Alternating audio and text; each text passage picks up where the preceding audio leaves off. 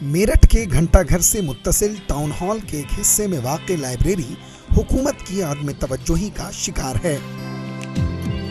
सन 1886 ईस्वी में तिलक नाम से टाउन हॉल के एक हिस्से में लाइब्रेरी का क़याम अमल में आया था।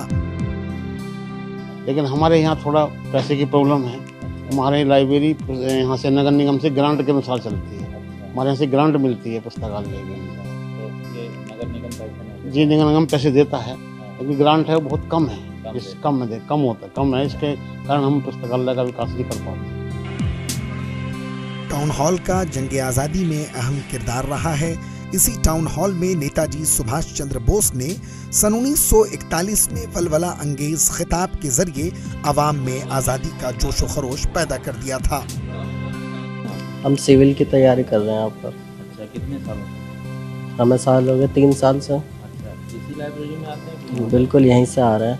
हाँ, महसूस होती है कमी कि डिजिटलाइजेशन होना चाहिए, लेकिन फिलहाल जो अभी यहाँ पर संसाधन है हम उसी से काम चला लेते हैं। इस लाइब्रेरी में शहर और गांव के दर्जनों तलबा और तालिबात अपने मुस्तकबिल को रोशन और ताबनाक करने के लिए वर्क गर्दानी करते हैं, लेकिन जदीद सहूलतों की अदम फराहमी उनके हौसले को पस्त कर रहा है।